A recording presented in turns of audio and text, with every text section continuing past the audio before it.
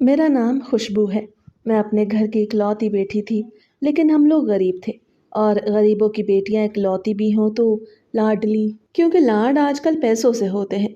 मेरे लिए भी रिश्ते आने लगे और एक घर से रिश्ता आया तो माँ बाप ने फौरन हाँ कह दी, क्योंकि बहुत ही अमीर लोग थे। लेकिन जब रिश्ता आया तब मेरी एक खाला घर में बैठी थी। वो कहने लगी कि उन लोगों को तो कोई रिश्ता नहीं देता, बड़े अजीब और मशकूक से लोग हैं, यहाँ पे अपनी बेटी का रिश्ता ना करना। मेरी माँ ने उनके सामने तो कुछ ना बोला, लेकिन जब वो चली गई तो कहने लगी कि लगता है ये इतने अच्छे घर से रिश्ता आता देख के जल गई है। मैंने कहा कि हो सकता है कोई ऐसी बात हो। तो कहने लगी कि क्यों, अपना घर है, इन लोगों का गाड़ियां हैं, कारोबार है, दुकानें हैं, क्या मशकूक लोग हैं। वो अमीरों को तो वैसे ही लोग बुरा समझते हैं। ये तो जल गई है क्योंकि इसने अपनी दोनों बेटियां मजदूरों को दी हैं। मैं तो तेरा रिश्ता यहीं पे करूंगी। खैर, मेरी माँ ने रिश्ते की बात चला दी। उन लोगों ने कहा कि हम लोग सादगी से शादी करना चाहते हैं। इस बात पे हम लोग हैरान हुए कि जब इतने पैसे हैं तो सब सादगी से क्यों करना चाहते हैं। मेरे होने वाले ससुराल में ससुर नहीं थे, सिर्फ एक सास थी, दो नंदें थीं जो कि शादीशुदा थी और एक नंद गैर शादीशुदा थी, एक जेठानी थी। उन्होंने कहा हम लोग इसलिए शादी सादगी से करना चाहते हैं क्योंकि अभी अभी हमारे बड़े बेटे की मौत हुई है। वो एक हादसे में इस दुनिया से चला गया। इसलिए जब हमने ये सुना तो हमें लगा कि वाकई बात तो उनकी ठीक है। उनके घर का बड़ा बेटा इस दुनिया से गया है। मेरी माँ ये रिश्ता हाथ से जाने नहीं देना चाहती थी, इसलिए उन्होंने उनकी सारी बातें मान ली। शादी सादगी से हुई। मैंने अपनी जेठानी को देखा। बेचारी बहुत परेशान थी, बहुत डरी सहमी और बेजरर सी औरत थी। जाहिर है उसके सर का साईं इस दुनिया से चला गया। उसने परेशान ही होना था। मेरी शादी हो गई और मेरा शौहर एक बहुत अच्छा इंसान था। उसका नाम जावेद था। हमारी ज़िंदगी का आगाज़ हो गया और मैं उस ज़िंदगी में खुश थी। शुरू के हफ्ते में तो वलीमा भी हुआ, कुछ रस्में भी हुईं, आना जाना भी हुआ, तो ज़्यादा मसरूफ़ रही। इसके बाद जावेद ने एक दिन मुझे कहा कि इस घर में सिर्फ अम्मी का राज चलता है, क्योंकि अब्बू तो है नहीं, और बस तुम मम्मी की इज्जत में कोई कमी ना करना। मैंने कहा ऐसा ही होगा। मैंने दिल से सोचा मैं अपनी सास को माँ का दर्जा दूंगी। मैंने कभी नाराज़ नहीं करूंगी और हर बात में उनका ख्याल रखूंगी। जावेद मुझे लेके कभी बाहर भी जाता, वो शॉपिंग भी कराता, मेरी हर बात मानता और मुझे ऐसा लगता कि मैं खुशकिस्मत हूँ जो मुझे ऐसा शौहर मिला है। घर में काम काज ज्यादा था, लेकिन मैंने कभी बुरा नहीं मनाया, क्योंकि मुझे लगा था कि ये सब मेरी सास की जिम्मेदारियां हैं। ये अब मेरे सर पे हैं। मेरी नंदे हफ्ते में 2 दिन ज़रूर आती थीं और फिर अपनी अम्मी के साथ बैठ के देर तक बातें करती थीं। कभी कभी मुझे भी अपने साथ बिठा लेती, लेकिन अक्सर मुझे बावर्ची खाने में ही लगा रहती। मेरी जेठानी ज़्यादातर खामोश रहती, लेकिन जब कभी अकेले में बात होती तो बस इतना ही कहती कि इस घर में हर बात सोच समझ के करना। मेरी सास बहुत चालाक औरत थी। वो मेरी हर बात पर नज़र रखती थी। कभी कभी मुझे अपने कमरे में बुलाकर जावेद की शिकायतें करती कि वो तुम्हें ज़्यादा वक्त देता है और तुमसे बहुत नरम लहजे में बात करता है। मुझे ऐसा लगता है कि तुमने उस पर जादू टूना कर दिया है। मुझे पहले तो उसकी बातों पे हंसी आई, लेकिन जब वो बार बार ये कहने लगी तो मुझे डर लगने लगा। मैंने जावेद से कहा कि अम्मी को कुछ वहम हो गया है, वो अजीब बातें करती हैं। जावेद ने कहा कि वो बस ऐसी ही हैं, उनकी बातों का बुरा मत मनाया करो। शादी को 2 महीने हो चुके थे। एक दिन मेरी सास ने कहा कि तुम अपनी माँ से कहो कि वो कुछ जेवर दे, क्योंकि तुम्हारे साथ तो कुछ भी नहीं आया, तुम्हारी माँ ने कुछ भी नहीं दिया। मैंने कहा कि माँ के पास कुछ है ही नहीं, अगर होता तो ज़रूर देती। मेरी सास ने तंज करते कहा, हमें तो लगा था कि तुम्हारे बाप ने कुछ जमा किया होगा, लेकिन तुम तो खाली हाथ ही आ गई हो। खैर, तुम्हारे नसीब में जो होगा वो मिलेगा। मैंने ये बात भी नज़रअंदाज कर दी। जावेद की मोहब्बत मुझे हर गम भुला देती थी, लेकिन मुझे नहीं मालूम था कि जावेद के दिल में भी अपनी माँ का इतना खौफ है कि वो कभी उसके खिलाफ कुछ बोल ही नहीं सकता। वक्त गुजरता गया। मेरी जेठानी डरी डरी रहती थी। उसके 2 बच्चे भी थे। वो कहती थी कि बस उन लोगों की बात मानो तो सब ठीक रहता है, कभी भी अपनी मर्जी या अपने हक के लिए ना बोलना तो सब ठीक रहेगा। मैं उसे सुनती और सोचती कि आखिर कब तक इंसान ऐसे सांस ले सकता है जिस पे अपना इख्तियार ही ना हो।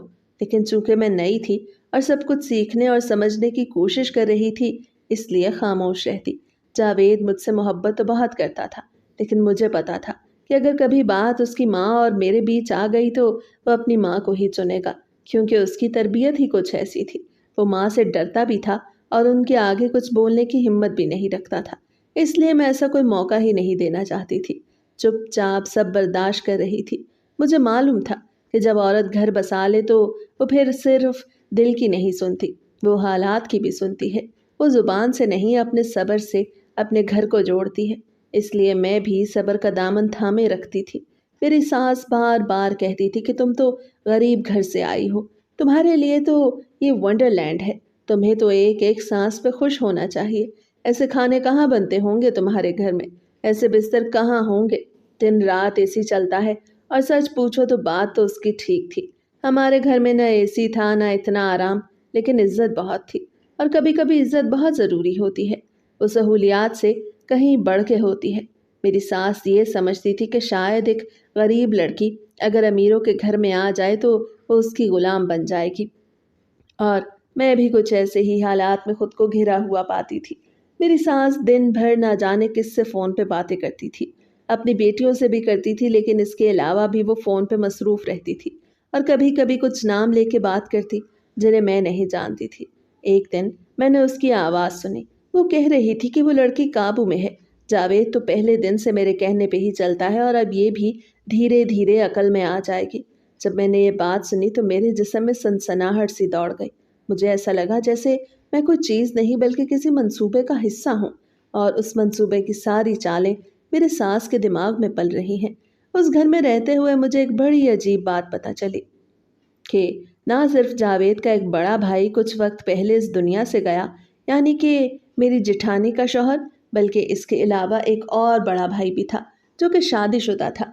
वो भी इस दुनिया से जा चुका था और उसकी बीवी घर से भाग गई थी। सास सबको यही कहती थी कि वो किसी के साथ भाग गई, लेकिन एक दिन जब मैं बावर्ची खाने में खड़ी थी तो मेरी जिठानी आई और आहिस्ता से बोली कि वो किसी के साथ नहीं भागी, लेकिन हाँ, वो घर से ज़रूर चली गई। कहाँ गई किसी को नहीं पता, शायद मर गई हो या शायद कहीं जिंदा हो, लेकिन बस इस घर में नहीं है और न कभी लौटेगी। मैंने कहा ऐसा क्या हो गया था कि वो चली गई? तो उसने कहा बस जब औरत का दम घुटने लगे और उसे महसूस हो कि वो अगर इस छत के नीचे एक दिन भी रही तो पागल हो जाएगी, तो वो कुछ भी कर सकती है। शायद वो पागल होने से पहले खुद को बचा गई। ये सुन के मैं काफ़ी देर खामोश रही। फिर मैंने सोचा कि शायद यही वो बातें थीं जिनकी वजह से मेरी खाला उन लोगों को मशकूक कह रही थी। शायद उन्हें कुछ मालूम था, शायद उन्होंने कुछ ऐसा देखा या सुना था। लेकिन इस तरह के हालात तो किसी भी घर में हो सकते हैं। एक घर में एक से दो अमवात भी हो सकती हैं, और किसी औरत का घर से भाग जाना बाकी ख़ानदान वालों को बुरा कैसे बना सकता है। मेरा दिल कहता था कि इंसान को उसके माजी की बुनियाद पर परखना दुरुस्त नहीं, मगर मेरा दिमाग कहता था कि हर माजी किसी न किसी मुस्तकबिल की झलक ज़रूर देता है। उस घर में सिर्फ एक ही मनफी किरदार था, और वो थी मेरी सास। और सास तो वैसे भी हर जगह ऐसी होती है। मेरी माँ भी अक्सर कहा करती थी कि सास को अपनी बेटियों से ज़्यादा बहुएं अच्छी नहीं लगती, और मैंने भी यही देखा था। लेकिन मुझे अभी पता नहीं था कि मेरी ज़िंदगी में क्या तूफ़ान आने वाला था, कि जिसके आगे ये सब दुख तकलीफ़ें बहुत मामूली लगने लगेंगी। मेरी ज़िंदगी का तूफ़ान मेरे सामने आके खड़ा हो गया जब पता चला कि मेरा शौहर भी इस दुनिया से चला गया, और अभी हमारी शादी को सिर्फ 4 महीने तो हुए थे। मेरे तो कदमों के नीचे से ज़मीन निकल गई, मेरी दुनिया उजड़ गई, मैं बर्बाद हो गई। रो रो के मेरा हाल ऐसा हो गया कि ना नींद आती थी, ना खाना खाया जाता था। बस आंखें सूजी हुई और लब खामोश थे, जैसे किसी ने मेरे अंदर की दुनिया लूट ली हो। मैंने सोचा शायद अब मैं वापस अपने माँ बाप के घर चली जाऊंगी, लेकिन उसी वक्त डॉक्टर ने कहा कि मैं माँ बनने वाली हूँ। और ये सुनते ही मेरा दिल जैसे एक बार फिर से टूट गया, क्योंकि अब तो मैं वापस भी नहीं जा सकती थी, क्योंकि ये बच्चा सिर्फ मेरे शौहर का नहीं बल्कि उस घर का भी था। ये लोग चाहें ना चाहें, लेकिन उनका खून इस बच्चे में था, और उस खून का हक भी उन्हें था। हम लोग तो वैसे ही गरीब थे। मेरे माँ बाप ने भी मुझे वापस लेने से इनकार कर दिया। उन्होंने कहा कि वहीं पे रहोगी तो बच्चे की तरबियत अच्छी हो जाएगी, वहाँ सहूलतें हैं, वहाँ अच्छा खाना है, अच्छा माहौल है। यहाँ पे क्या करोगी तुम? खुद बच्ची हो और ऊपर से एक बच्चे को कैसे पाल सकोगी? मेरे दिल ने कहा कि एक ऐसे माँ बाप है जो अपनी बेटी को उसके दुख में सहारा देने के बजाय उसे बेगानों के रहमो करम पे छोड़ रहे हैं। लेकिन मेरे पास कोई रास्ता ना था। फिलहाल मेरा दिमाग बिल्कुल बंद था। मुझे नहीं पता था कि मैं क्या फैसला करूं, कहाँ जाऊं, किसके पास जाऊं, और अगर चली भी जाऊं तो इस बच्चे का क्या होगा, इसकी परवरिश कौन करेगा, इसकी तालीम कहाँ से आएगी। इसलिए मैं अपने ससुराल में ही रह गई। अभी मेरे शौहर को इस दुनिया से गए हुए 2 हफ्ते हुए थे कि एक दिन रात को मेरी सास मेरे कमरे में आई। जब से जावेद चला गया था उन्होंने मुझे कोई तसल्ली नहीं दी थी, ना एक लफ्ज़, ना एक हमदर्दी की नज़र। मैं यही समझी थी कि शायद वो खुद बहुत दुखी हैं, शायद उनके आंसू अंदर से निकलते हों, शायद वो अपने बेटे की मौत को कबूल करने की कोशिश कर रही हों। लेकिन उनके अंदाज रोज़ बरोज़ वैसे ही हो गए थे जैसे कुछ हुआ ही ना हो, जैसे जावेद उनका बेटा नहीं, कोई पराया इंसान था। वो रोज़ नॉर्मल होके घूमती थी, खाती थी, हंसती थी, लोगों से फ़ोन पे बात करती थी, जबकि मेरी आंखों में तो अभी तक आंसू नहीं जा रहे थे और मेरे दिल से जावेद की याद एक पल के लिए भी नहीं निकलती थी। जब वो कमरे में आई तो उनके हाथ में एक पुराना सा सिंदूक था, जैसे पुराने ज़माने में होते थे, लोहे के बने हुए, जो अब कोई भी इस्तेमाल नहीं करता। उन्होंने वो सिंदूक नीचे रखा और कहा कि कब तक रोती रहोगी, मेरी बात गौर से सुनो। मैंने कहा जी। कहने लगी कि ये संदूक तुम्हारे कमरे में रहेगा अब से, मैं सामने ही रख रही हूँ, इसको हाथ नहीं लगाना और ना ही इसे खोल के देखना। मैंने कहा कि इसमें ऐसा क्या है, तो मुझे लगा कि वो कहेंगी कि मेरा कोई ज़रूरी सामान है, और अगर ज़रूरी सामान है तो वो अपना ज़रूरी सामान अपने कमरे में भी तो रख सकती थी। उनके पास तो इस घर का सबसे बड़ा और खूबसूरत कमरा था, जिसमें एसी भी था, कालीन भी था, ऊंची अलमारियां भी थीं और पुराने पर्दे भी, जो शायद बेटे की मौत के बाद नहीं बदले गए। उन्होंने कहा कि इसमें तुम्हारे मरहूम शौहर की कुछ यादें हैं, और फिर साथ ही कहा कि इसको खोल के मत देखना। मैं हैरान हुई कि यादें भी मेरे मरहूम शौहर की हैं, मेरे कमरे में भी रख के जा रही हैं और मुझे कहती हैं कि खोल के भी ना देखना। ये क्या बात है? अगर ये सिर्फ यादें हैं तो इन पे मेरा भी उतना ही हक है जितना किसी और का है, बल्कि शायद उन पर सबसे ज़्यादा हक मेरा ही है। लेकिन मैं उस वक्त चुप रही। मैंने उस वक्त हाँ में सर हिला दी कि नहीं खोलूंगी, क्योंकि 2-3 दफ़ा वो कह चुकी थी कि इसको खोल के मत देखना, और वो उस वक्त मेरी तरफ कुछ ऐसे अंदाज से देख रही थी जैसे उसकी बात ना मानी तो वो मुझ पर बरस पड़ेंगी। मैंने सोचा कि अभी मैं हालात की मार खा चुकी हूँ, अभी मैंने थोड़ी देर ही सुकून पाया है, अभी मुझे झगड़ने या उलझने की बिल्कुल ज़रूरत नहीं। मेरी सास वहाँ से चली गई तो मैंने थोड़ी देर उस संदूक को देखा। उस संदूक में जो कुछ भी होता, मेरे शौहर का नेमोल बदल तो नहीं हो सकता था ना। मेरा शौहर तो वापस आने वाला नहीं था। वो संदूक वहाँ रखा रहा और मैं उसे देखती रही, जैसे वो संदूक नहीं कोई राज है, जैसे वो लोहे का नहीं किसी भारी गम का बना हुआ है।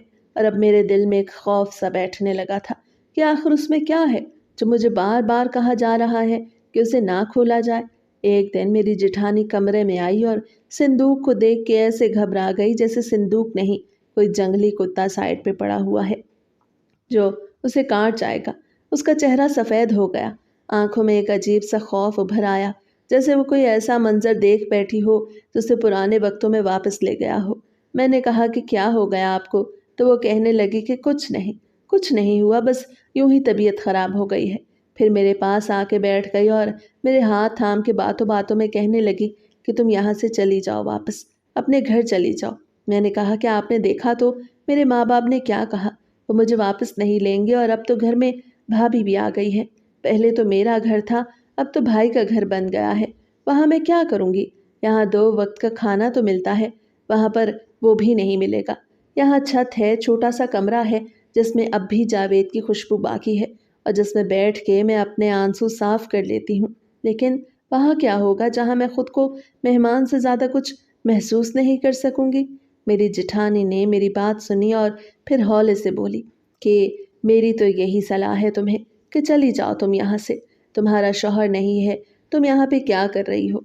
मैंने कहा कि आपका भी तो कोई शौहर नहीं है, आप यहाँ पे क्या कर रही हैं? मैंने ये बात किसी बुरी नीयत से नहीं कही थी, बस नॉर्मल अंदाज में बोला था, क्योंकि मेरे घर में कोई नफरत नहीं थी, सिर्फ एक उलझन थी। वो मेरी बात सुन के कुछ देर खामोश रही, फिर आहिस्ता से बोली कि मेरे तो 3 बच्चे थे, मैं तीनों को लेकर कहाँ जाती? मैं जवानी की दहलीज पार कर चुकी थी, मेरे लिए दोबारा शादी मुमकिन नहीं थी, इसलिए यहाँ रुक गई। लेकिन तुम तो अभी जवान हो, तुम्हारे ख्वाब अभी पूरे नहीं हुए, तुम्हारे अरमान अभी जागते हैं, तुम्हारे चेहरे पे अभी रोशनी बाकी है। تمہاری آنکھوں میں ابھی امید باقی ہے، تم اپنی زندگی دوبارہ شروع کر سکتی ہو۔ تمہاری اولاد بھی نہیں ہوئی ابھی، اور اگر ہوئی بھی تو ایک ہی اولاد ہوگی نا۔ ایک بچہ پالنا کوئی مشکل نہیں تمہارے لیے۔ چلی جاؤ یہاں سے، جیسے سمرا چلی گئی تھی تم بھی چلی جاؤ۔ سمرا وہی تھی جو دوسرے جیٹھ کی بیوی تھی، جس کے بارے میں کہا جاتا تھا کہ وہ کسی کے ساتھ بھاگ گئی، لیکن شاید کہانی میں کچھ اور بھی تھا۔ شاید میری جٹھانی کچھ جانتی تھی لیکن بتاتی نہیں تھی۔ وہ مجھے سمجھا کر کمرے سے چلی گئی۔ اس کے بعد بھی انہیں جب موقع ملتا وہ بار بار مجھے یہی کہتی تھیں کہ یہاں سے چلی جاؤ، اپنا راستہ بدل لو، نئی راہوں پہ نکل جاؤ، کسی نئے شہر میں نئی زندگی شروع کرو۔ اور میں ہر بار سوچتی کہ ایسا کیوں کہہ رہی ہیں، وہ کیوں مجھے بار بار یہی سمجھاتی ہیں۔ ایسا لگتا تھا کہ کوئی راز ہے جس کے بارے میں وہ جانتی ہیں لیکن مجھے بتا نہیں رہی، یا شاید بتا نہیں سکتی۔ اور پھر میں نے سوچنا شروع کیا، ہر وہ لمحہ جو میری زندگی کا حصہ بن چکا تھا، ہر وہ جملہ جو ساس کی زبان سے نکلا تھا، ہر وہ خاموشی جو میری جٹھانی نے اپنائی تھی، ان سب کے پیچھے کوئی نہ کوئی مقصد ضرور تھا۔ اور پھر میں اس نتیجے پہ پہنچی کہ شاید مجھے اس لیے نکلنا چاہیے کیونکہ جائیداد کے وارث کم ہو جائیں، کیونکہ ان کے بھی تو 2 بیٹے تھے۔ ویسے بھی ہمارا معاشرہ تو ایسا ہی ہے، جہاں ایک بیوہ لڑکی کو ہمیشہ بوجھ سمجھا جاتا ہے، کبھی رحم کے لائق، کبھی خطرے کے قابل۔ میری جٹھانی کو بھی لگا کہ اگر میں یہاں رہی تو میرے بچے کا حق بھی جائیداد میں ہوگا، اور اگر وہ بیٹا ہوا تو پھر تو اور مسئلہ بن جائے گا، کیونکہ بیٹے کو حصہ دینا فرض ہے، اور شاید وہ اپنی اولاد کے لیے سب کچھ بچا کے رکھنا چاہتی تھی۔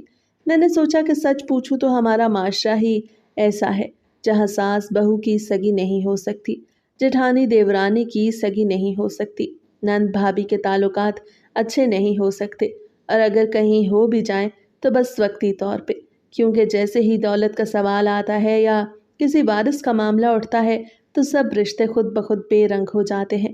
اور یہی سب کچھ میرے دماغ میں بھی بیٹھ گیا تھا۔ مجھے لگا یہ سب کچھ اس لیے ہو رہا ہے کیونکہ میں ایک ایسی حقیقت ہوں جسے وہ لوگ نظر انداز نہیں کر سکتے، اور وہ چاہتے ہیں کہ میں خود ہی راستہ چھوڑ دوں، میں ان کی راہ کی رکاوٹ نہ بنوں۔ میں نہیں جاؤں گی، میں نے دل ہی دل میں یہ فیصلہ کیا اور اپنے آنسو پونچھ کر کھڑکی کے باہر دیکھنے لگی، جہاں دھوپ ویسی ہی تھی جیسے جاوید کے ہوتے ہوئے ہوا کرتی تھی، لیکن اب اس دھوپ میں روشنی کم اور خالی پن زیادہ تھا۔ یہ لوگ واقعی مشکوک تھے۔ 2 سال کے اندر ان کے گھر میں تیسری موت ہوئی تھی، اور ہر موت ایک ایسی الجھن میں لپٹی ہوئی تھی جس کا کوئی سرا کسی کے ہاتھ نہیں آتا تھا۔ پہلے میرے جیٹھ کی موت ہوئی جسے ایک حادثہ کہا گیا، پھر دوسرے جیٹھ کی بیوی یعنی سمرا کی گمشدگی ہوئی جس کے بارے میں کچھ کہا گیا کہ وہ بھاگ گئی، کبھی کہا گیا کہ اس نے خودکشی کر لی، اور کبھی کہا گیا کہ اس نے اپنا انجام خود چن لیا۔ اور اب میرے شوہر کی موت ہو چکی تھی جسے بھی ایک معمولی حادثہ کہہ کے نپٹا دیا گیا، اور اس سب کے درمیان میں وہی تھی جو ہر سوال کا جواب چاہتی تھی، لیکن ہر جواب کی طرف بڑھنے سے پہلے ایک نیا خوف میرا راستہ روک لیتا تھا۔ 2 بہنیں جو شادی شدہ تھیں، ان سے ساس بہت زیادہ محبت کرتی تھی، اور ان کے آنے پہ وہ ایسی ہستی تھی جیسے دنیا کی ساری خوشیاں ان کی جھولی میں ڈال دی گئی ہوں۔ ان کے بچوں کو گود میں لے کے دعائیں دیتی تھی، ان کے ساتھ کھانے پینے میں خوشی محسوس کرتی تھی، لیکن جو غیر شادی شدہ نند تھی اور سب سے چھوٹی تھی اس سے کوئی پیار نہیں کرتا تھا۔ اس کو بس گھر کے کاموں کے لیے رکھا ہوا تھا۔ اسے کبھی ساتھ بٹھا کے کھانے نہیں دیا جاتا تھا، کبھی اس کی بات نہیں سنی جاتی تھی۔ وہ خاموشی سے صبح سے شام تک کام کرتی رہتی، اس کی آنکھوں میں ایک ایسا سناٹا تھا، اس کے چہرے پہ ایک تھکن تھی، اور اس کی چال میں بے بسی تھی۔ میری جٹھانی جو غموں کی ماری ہوئی عورت تھی، اس کی باتیں اب میرے دل میں اترنے لگی تھی۔ وہ بار بار کہتی تھی کہ نکل جاؤ یہاں سے، بھاگ جاؤ یہاں سے، چلی جاؤ۔ جو بھاگ کے چلی گئی وہ کیوں بھاگی یہ کسی کو پتہ نہیں تھا، اور شاید میں بھی انہی سوالوں میں الجھتی جا رہی تھی۔ اور سب سے بڑی بات یہ صندوق تھا جو میرے کمرے میں رکھا گیا تھا۔ میری ساس نے بہت زور دے کے مجھے کہا تھا کہ اسے نہ کھولوں، اور میں نے وعدہ بھی کیا تھا کہ اسے نہیں کھولوں گی، لیکن حالات انسان کو اپنے وعدے توڑنے پہ مجبور کر دیتے ہیں۔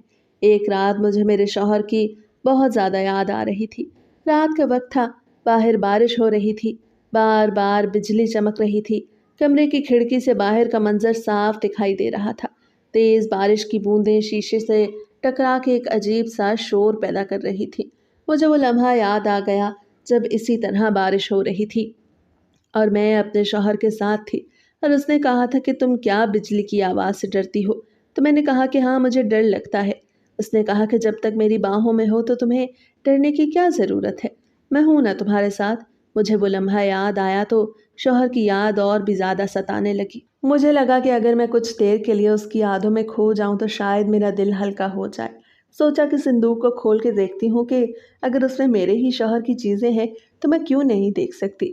میں تو اس کی بیوی ہوں اور بیوی کا حق ہے کہ وہ شوہر کی ہر چیز کو سنبھالے، اس کی ہر یاد کو اپنے سینے سے لگا کے رکھے، اس کی ہر بات کو اپنی سانسوں میں بسا لے۔ میں نے وہ صندوق کھول دیا، لیکن یہ دیکھ کے حیران رہ گئی کہ اس میں جو چیزیں تھیں وہ کسی صورت بھی میرے شوہر کی کیسے ہو سکتی تھیں۔ اس ڈبے میں ایک پرانی قمیض، ایک خون آلود چاقو اور ایک خط تھا۔ پہلے میں ان چیزوں کو دیکھ کے ڈر گئی، میرے ہاتھ کانپنے لگے، میری آنکھیں پھٹنے کو آ گئیں، میرا دل دھڑکنا بھول گیا، جیسے میری سانس بند ہو گئی ہو، جیسے مجھے کسی نے زہر پلا دیا ہو۔ پھر جب میں نے اس خط کو کھولا تو اس پہ بس ایک ہی تحریر لکھی تھی کہ اگر یہ صندوق کھولا گیا تو جس نے یہ صندوق کھولا ہے اگلا نمبر اس کا ہے، یعنی اب وہ اس دنیا سے جائے گا۔ میرے پورے جسم میں لرزہ طاری ہو گیا۔ پہلے تو میں گھبرا گئی، یہ کیا تھا؟ یہ سب چیزیں اصلی لگ رہی تھیں، وہ خون، وہ کپڑا، وہ چاقو، سب کچھ ایسا تھا جیسے ابھی ابھی کسی سے چھینا گیا ہو۔ پھر میں یہ سوچنے لگی کہ میری ساس نے یہ صندوق میرے کمرے میں کیوں رکھا؟ کیا وہ مجھے ڈرانا چاہتی ہیں، یا مجھے پاگل کرنا چاہتی ہیں، یا پھر خود پاگل ہو گئی ہیں؟ کیا یہ سب کسی نفسیاتی بیماری کا حصہ ہے، یا پھر کوئی ایسی حقیقت ہے جو میرے وہم سے بھی زیادہ خطرناک ہے؟ کیا وہ چاہتی ہیں کہ میں ڈر کے پاگل ہو جاؤں؟ کیا وہ چاہتی ہیں کہ میں خود ہی گھر چھوڑ دوں؟ کیا وہ چاہتی ہیں کہ میں بھی کسی سمرا کی طرح گم ہو جاؤں؟ میں گھبرا گئی، میرا دماغ معاف ہو گیا، میرے دل کی دھڑکن تیز ہو گئی، میرے ہاتھوں سے خط گر گیا اور میں نے صندوق فوراً بند کر دیا اور اس پہ کپڑا ڈال دیا تاکہ دوبارہ اس کے بارے میں سوچوں بھی نہ۔ لیکن وہ صندوق بند ہو کے بھی میرے ذہن میں کھلتا رہا اور اس میں چھپی چیزیں میرے خوابوں میں آ کے مجھے ڈراتی رہیں۔ رات کو مجھے خواب بھی ایسے ہی آئے۔ جو کپڑا صندوق میں پڑا تھا وہ کپڑا پہنے میرا شوہر میرے خواب میں آیا، بہت ڈرا ہوا، بہت پریشان، جیسے وہ کسی مصیبت سے بھاگ کے آیا ہو، جیسے کسی نے اسے ابھی ابھی اذیت دی ہو۔ اس کا چہرہ مرجھایا ہوا تھا، آنکھیں سرخ تھیں اور سانسیں تیز تھیں۔ میں نے اسے دیکھا تو خوشی سے میری آنکھوں میں آنسو آ گئے۔ میں نے لپک کے اسے گلے لگا لیا، میرا دل زور زور سے دھڑکنے لگا۔ میں جانتی تھی کہ یہ خواب تھا، لیکن میں آنکھیں نہیں کھولنا چاہتی تھی۔ میں نے خود کو اس کی آغوش میں محسوس کیا اور کہا کہ مت جاؤ مجھے چھوڑ کر، یہ خواب ہی صحیح لیکن تم میرے ساتھ تو ہو، تم نے مجھے چھوڑا تھا، اب واپس آ گئے ہو۔ وہ میری کمر پہ ہاتھ رکھ کے بولا کہ میری بات سنو، میری بات غور سے سنو، میری جان بچاؤ۔ میں نے کہا کہ نہیں، اگر میں نے آنکھیں کھولی تو خواب ٹوٹ جائے گا، مجھے خواب جینے دو، مجھے تمہارے ساتھ رہنے دو، مجھے تمہارے سینے سے لگ کے کچھ لمحے اور گزارنے دو۔ اس نے میری پیشانی کو چھوا اور کہا سنو، میں تمہارا خواب میں یہ بتانے کے لیے آیا ہوں کہ یہاں سے بھاگ جاؤ، اس گھر میں تمہاری جان کو خطرہ ہے اور ہماری آنے والی اولاد کو بھی خطرہ ہے۔ یہ گھر موت کا سایہ ہے، یہ گھر ایک قبرستان ہے، یہاں سانسیں دم توڑتی ہیں، یہاں محبتیں مر جاتی ہیں، یہاں انسان صرف جسم میں رہتا ہے، روح یہاں نہیں بچتی۔ اپنی جان بچاؤ، نکل جاؤ یہاں سے۔ میں نے کہا یہ کیا باتیں کر رہے ہو؟ بھابھی بھی یہی کہتی ہے، تم بھی یہی کہہ رہے ہو، کیا واقعی میں اتنی بڑی مصیبت میں ہوں؟ اس نے کہا کہ بھابھی نے تمہیں جو کچھ کہا وہ سچ تھا، بھابھی کی جان بخشی ہو گئی کیونکہ وہ خاموش رہی، لیکن تم اب خاموش نہ رہنا، تمہارے لیے وقت کم ہے، تمہاری زندگی کو خطرہ ہے۔ میں نے کہا کہ کیا میرے ساتھ بھی کچھ ہونے والا ہے؟ اس نے کہا کہ میں اب کچھ نہیں کہہ سکتا، صرف یہ کہہ سکتا ہوں کہ نکل جاؤ یہاں سے، ابھی اسی وقت۔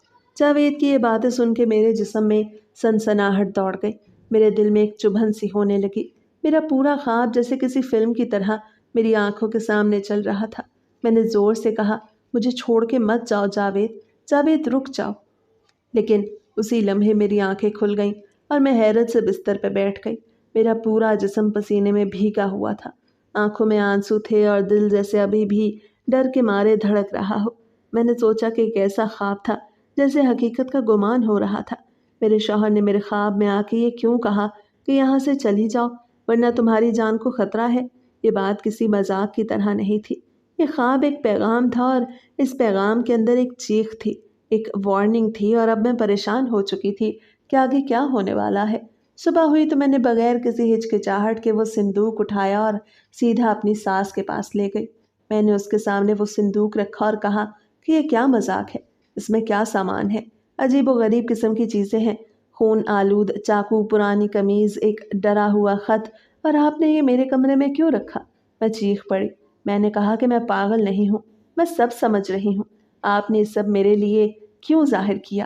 یہ چیزیں آپ نے ہی اس کے اندر رکھی ہیں۔ تو ساس غصے میں آ گئی، کہنے لگی کہ میں کوئی پاگل ہوں کہ میں اس کے اندر یہ چیزیں رکھوں گی؟ تمہارے جیسے لوگ صرف الزام لگا سکتے ہیں، لیکن تم نے کھول کے کیوں دیکھا؟ میں نے تو کہا تھا کہ مت کھولنا۔ میں نے کہا کہ انسان اگر خواب میں بھی ڈر جائے تو سمجھ لو وہ سچ ہوتا ہے۔ تمہیں نہیں پتا میں نے رات کیا دیکھا تھا۔ تم نے کہا تھا کہ یہ میرے شوہر کی یادیں ہیں، تو میں کیسے نہ دیکھتی؟ وہ میرا شوہر تھا، میری دنیا تھا، میری سانس تھا، میرا خواب تھا۔ تمہیں کیا لگتا ہے میں اس کے خون آلود کپڑے اور چاقو سے اسے واپس لا سکتی ہوں؟ تم مجھے پاگل بنا رہی ہو یا تم خود پاگل ہو گئی ہو؟ تو سانس تھوڑی دیر خاموش رہی، پھر میری طرف دیکھ کے کہنے لگی کہ ٹھیک ہے، آج تمہیں میں وہ کہانی سناتی ہوں جس نے ہمارے اس گھر کو برباد کر دیا۔ میری سانس اچانک سے رونے لگی، اس کا چہرہ بھیگ گیا، آنکھوں سے آنسو روا تھے اور وہ روتے روتے اتنا ٹوٹ چکی تھی جیسے برسوں کا بوجھ اس کے سینے سے آج نکل رہا ہو۔ روتے روتے کہنے لگی کہ ہمارے خاندان کے پاس سب کچھ تھا، ہم لوگ پورے خاندان میں، پوری برادری میں سب سے زیادہ امیر تھے۔ ہمارے پاس کیا کچھ نہیں تھا، گاڑیاں تھیں، کوٹھیاں تھیں، کاروبار تھا، سونا چاندی تھا، عزت تھی، رتبہ تھا، دشمنوں کے سامنے سر اونچا تھا، لوگوں کے بیچ فخر سے جینے کا ڈھنگ تھا۔ لیکن دولت کے ساتھ ساتھ کچھ ایسی نظریں بھی لگ گئیں جو صرف جلنے کے لیے اٹھتی ہیں۔ لوگوں کو ہماری خوشیاں ہضم نہ ہوئیں، کسی نے ہمارے خاندان پہ کالا جادو کروا دیا اور اسی کالے جادو کے زیر اثر سب کچھ برباد ہو گیا۔ پہلے میرا شوہر اس دنیا سے گیا، ایک دم ہنستا کھیلتا انسان خاموش ہو گیا۔ پھر میرا بڑا بیٹا جو ابھی ابھی شادی کے خواب دیکھ رہا تھا، وہ بھی ایک دن اچانک حادثے کا شکار ہو گیا۔ پھر اس سے چھوٹا بیٹا، وہ بھی اسی طرح چلا گیا۔ کوئی بیماری نہیں تھی، کوئی دشمن نہیں تھا، بس ایک کے بعد ایک سانحہ ہوتا گیا اور پھر جاوید بھی اس دنیا سے چلا گیا۔ میری ایک بیٹی بھی تھی جو میری جان تھی، وہ بھی اس دنیا سے جا چکی ہے۔ جن بیٹیوں کی شادیاں ہو گئیں وہ محفوظ رہیں کیونکہ وہ کسی اور کے نکاح میں چلی گئیں، ان کے اوپر سے جادو کا اثر ختم ہو گیا، اس لیے میری بیٹیاں آج محفوظ ہیں، زندہ ہیں اور ہنسی خوشی رہ رہی ہیں۔ میں تو خود بڑی پریشان ہوں۔ میں نے کہا کہ اگر اتنی اموات ہوئیں، اگر جادو واقعی ہے تو اس کا توڑ کیوں نہیں کروایا؟ تو کہنے لگی کہ کروایا تھا، بہت کروایا تھا، بڑے بڑے عاملوں کے پاس گئی ہوں، دعائیں بھی کی، تعویذ بھی لیے، لیکن کوئی تو ایسا دشمن ہے جس نے بہت برا کالا جادو کیا ہے۔ وہ کہنے لگی کہ تمہیں کیا لگتا ہے یہ جو صندوق ہے، یہ جو اس کے اندر چیزیں ہیں، یہ میں نے رکھی ہیں؟ یہ صندوق خود آتا ہے، خود ہی اس کے اندر یہ چیزیں آ جاتی ہیں۔ کوئی انسان یہ سب نہیں کر سکتا، یہ سب جادو ہے، اور جس پہ جادو ہوتا ہے وہی سمجھ سکتا ہے۔ میں حیران ہو گئی کیونکہ ہم نے بھی ایسی باتیں سنی تھی لیکن کبھی یقین نہیں کیا تھا، پر سب کچھ ہماری آنکھوں کے سامنے تو تھا۔ اس خاندان میں واقعی اتنی ساری اموات ہوئی تھیں اور ہر موت ایک پہیلی بنی ہوئی تھی۔ وہ کہنے لگی کہ سمرا کو بھی پتہ چل گیا تھا کہ اس خاندان پہ جادو ہوا ہے، اسی لیے تو وہ بھاگ گئی تھی۔ اب پتہ نہیں کیا ہوگا۔ اس صندوق میں جو لکھا ہے اگر وہ سچ ہوا تو اب اگلا نمبر تمہارا ہے، اور اگر تمہارے ساتھ کچھ ہو گیا تو کیا ہوگا؟ تم ماں بننے والی ہو، تمہارے پیٹ میں ہمارے خاندان کا آخری وارث پل رہا ہے، اب تم بھی چلی گئی تو پھر کیا بچے گا؟ میں کیا کروں؟ میں تو خود بڑی پریشان ہوں۔ مجھے یہ سب سن کے ہوش اڑ گئے، میری ساری سوچیں جیسے منجمد ہو گئیں، میں ڈر گئی۔ میں نے سوچا کہ مجھے تو زندگی سے کبھی زیادہ پیار نہیں تھا، لیکن اب جب میرے اندر ایک ننھی جان پل رہی ہے، جب میرے وجود میں جاوید کی نشانی ہے، جب میں ایک ماں بننے والی ہوں تو مجھے اس دنیا سے جانا نہیں ہے، میں نے اس بچے کے لیے جینا ہے۔ میں نے کہا کہ اگر جادو ہے تو کیا کوئی راستہ نہیں، کیا کوئی حل نہیں؟ تو میری ساس کہنے لگی کہ میں نے بہت کوشش کی لیکن اس کا کوئی توڑ نہیں، کوئی عامل، کوئی مولوی کچھ نہیں کر سکتا، یہ جادو کسی درندے نے کیا ہے۔ میں نے کہا کہ ایسا کیسے ہو سکتا ہے؟ کیا یہ کالی طاقتیں ہمارے اسلام اور ہمارے رب کی طاقت سے بھی زیادہ بڑی ہیں؟ ایسا تو نہیں ہو سکتا، میں نہیں مانتی۔ یہ بات میری سن کر ساس کا لہجہ بدل گیا، اس کی آنکھوں میں غصہ آ گیا۔ وہ غصے سے کہنے لگی کہ تم نہیں مانتی تو نہ مانو، ہمارے گھر میں جو اتنی ساری میتیں نکلی ہیں وہ کیا تمہیں جھوٹ بول رہی ہیں؟ کیا میں جھوٹ بول رہی ہوں؟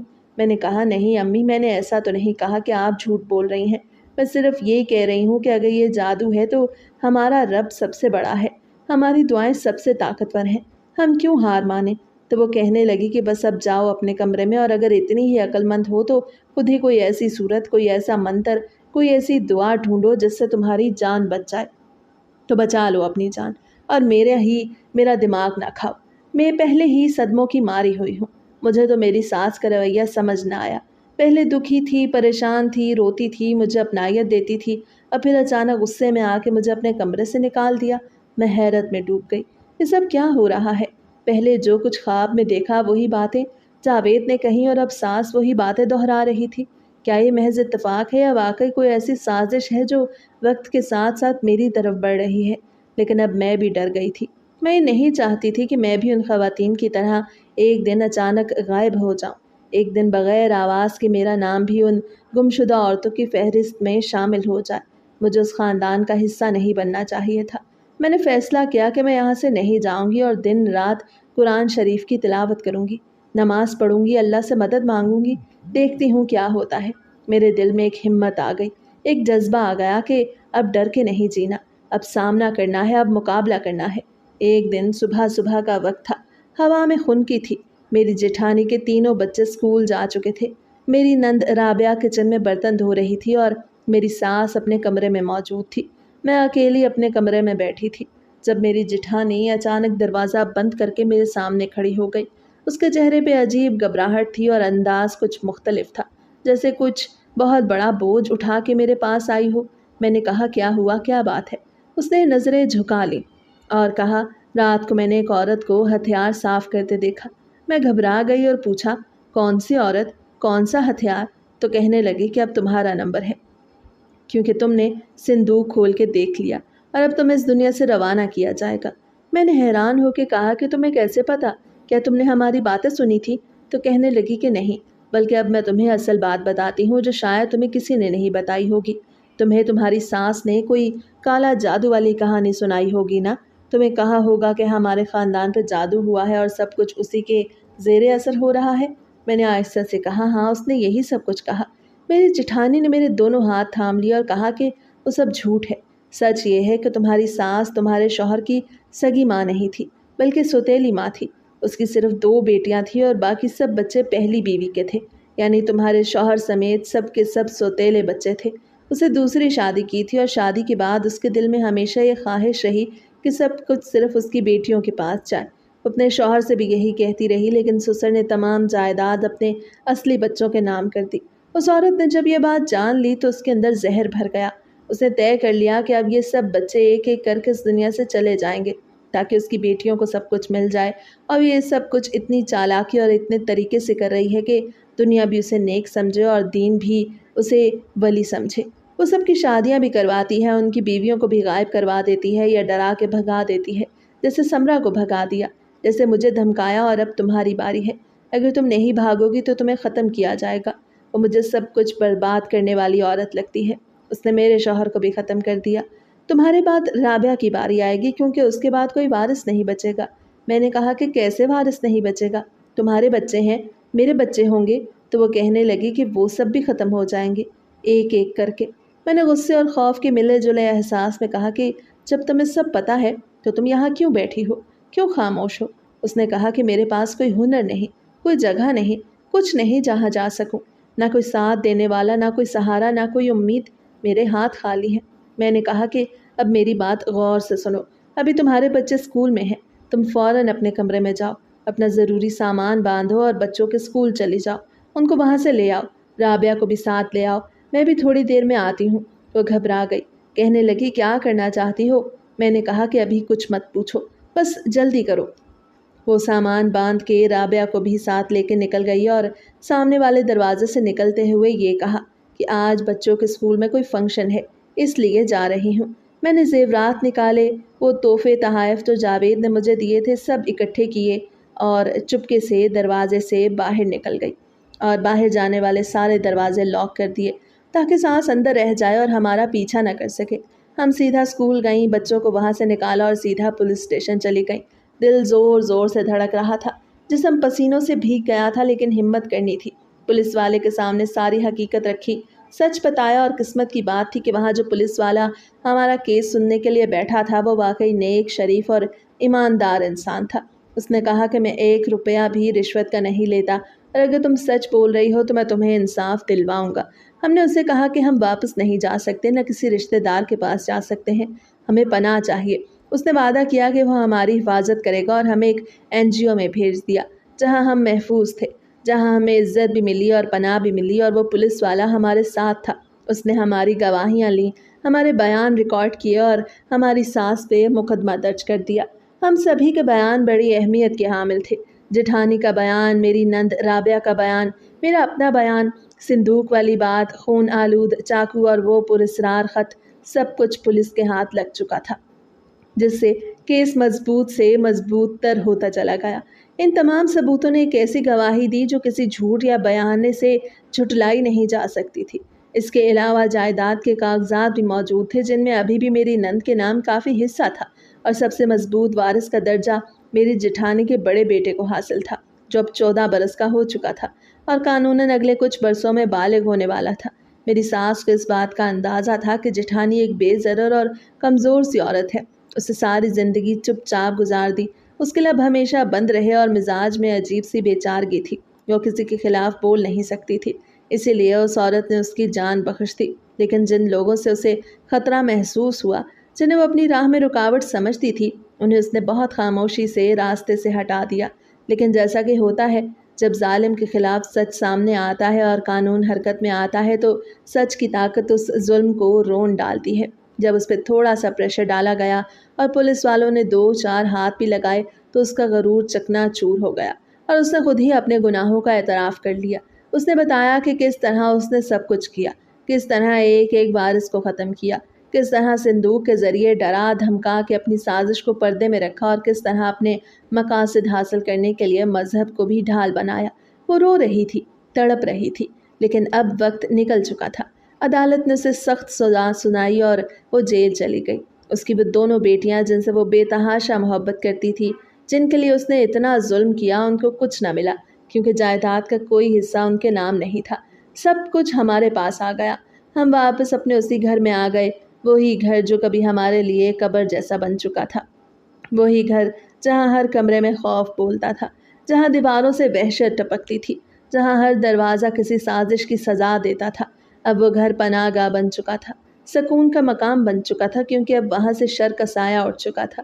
اب ہم سب ایک نئے نظام کے ساتھ جینے لگے۔ میں، میری جٹھانی رابعہ اور بچوں نے مل کے اس گھر کو آباد کیا۔ دکانوں سے کرایہ آتا تھا، کچھ کرائے کے مکانوں سے بھی آمدن ہو جاتی تھی اور انہی پیسوں سے گھر چلنے لگا۔ اب نہ کسی کے رحم کی ضرورت تھی، نہ کسی کے سہارے کی۔ میرے ہاں ایک بیٹا پیدا ہوا، میں نے اس کا نام جاوید رکھا تاکہ میرے شوہر کی نشانی ہمیشہ میرے ساتھ رہے۔ میں نے جاوید کو اپنے شوہر کی تصویر دکھا دکھا کے بتایا کہ تمہارے ابو کیسے تھے، کیسے جیتے تھے، کیسا خیال رکھتے تھے، تمہارے آنے سے پہلے وہ تمہارے لیے کتنے خواب دیکھتے تھے۔ اللہ نے ہم پہ کرم کیا کہ ہمیں اس عورت کی شر سے بچا لیا، لیکن جو چلے گئے وہ لوٹ کے نہیں آئے۔ میرے جیٹھ، میری نند کے شوہر اور میرا اپنا شوہر، یہ تینوں مرد جن کے بغیر یہ گھر سنسان ہو گیا تھا، تو اب صرف یادوں میں رہ گئے، ہماری دعاؤں میں اور خوابوں میں رہ گئے۔ ان کا سایہ تو واپس نہیں آیا، لیکن ان کی محبتوں کا عکس ہر روز محسوس ہوتا ہے۔ ایک دن رات کو میں نے خواب میں جاوید کو دیکھا، وہ بہت مطمئن اور پرسکون تھا، مسکرا رہا تھا اور میرے قریب آ کے کہنے لگا کہ تمہاری ہمت نے ہم سب کو بچا لیا، تم اگر اس رات فیصلہ نہ کرتی تو شاید آج کوئی بھی نہ بچتا، تمہاری بہادری نے سب کی جان بچائی، اپنا بھی خیال رکھنا اور باقی سب کا بھی خیال رکھنا۔ اب ہماری ملاقات خوابوں میں ہی ہو سکے گی، لیکن مجھے خوشی ہے کہ تم میرے بیٹے کی پرورش کر رہی ہو، میری اولاد کو سنوار رہی ہو اور اس کا نام بھی جاوید رکھا ہے، یہی میری سب سے بڑی خوشی ہے۔ اس خواب نے مجھے ایک نیا حوصلہ دیا، نئی طاقت دی اور یقین دلایا کہ میرا راستہ صحیح ہے اور اب مجھے رکنا نہیں ہے۔